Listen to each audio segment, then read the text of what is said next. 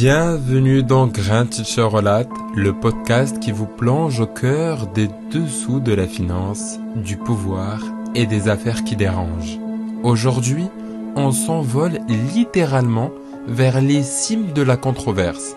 Un Boeing 747 offert à Donald Trump par la famille royale qatarienne. Des crypto-monnaies opaques, des intérêts immobiliers à peine dissimulés.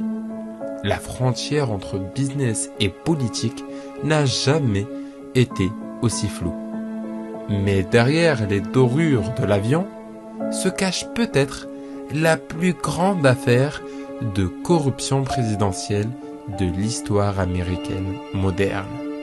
Je vous invite dès à présent à vous installer confortablement. Nous allons traiter ce sujet ensemble.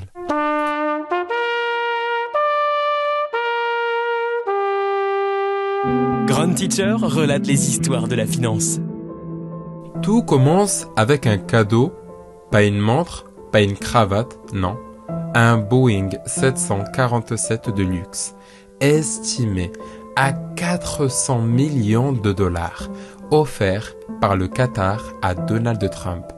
L'ancien président assume fièrement ce présent, qu'il compte transformer en nouvelle Air Force One, avant de l'ajouter à sa bibliothèque présidentielle. Mais la Constitution américaine est claire. Un président ne peut accepter aucun cadeau d'un État étranger. Les démocrates hurlent au scandale. Pour Chuck Schumer, il s'agit du plus gros pot de vin présidentiel de l'histoire moderne. Et ce n'est que le début. Le scandale s'épaissit avec la crypto-monnaie Trump, lancée par l'entourage de l'ex-président.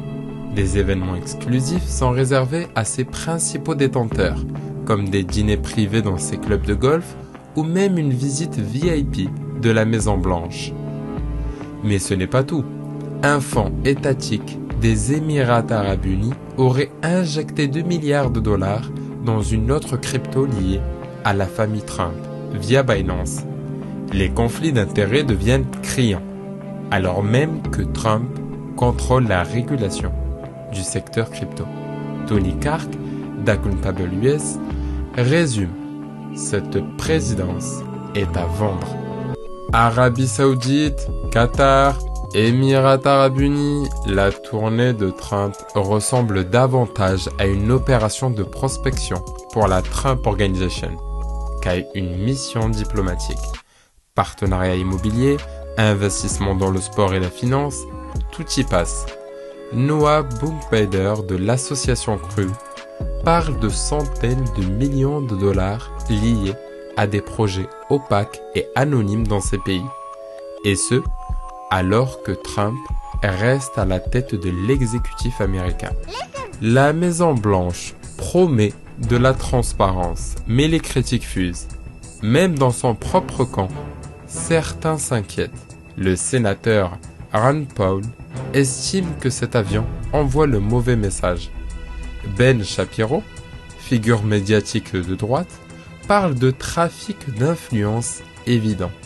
Mais le Congrès, dominé par les républicains, reste pour l'instant paralysé. Un président soupçonné de vendre l'accès au pouvoir, des crypto-monnaies qui fonctionnent comme des tickets d'entrée à son cercle privé, des États étrangers qui investissent lourdement dans ses projets personnels, et tout cela pendant qu'il gouverne. Alors, pour conclure, est-ce la nouvelle norme du pouvoir en 2025 ou le début d'un scandale qui pourrait tout faire basculer? Merci d'avoir écouté Grand Teacher Relate. Abonnez-vous, partagez et surtout, gardez l'esprit critique affûté. L'économie n'est jamais loin du pouvoir. Je vous dis à bientôt pour un nouvel épisode. Parce que chaque territoire cache une vérité stratégique.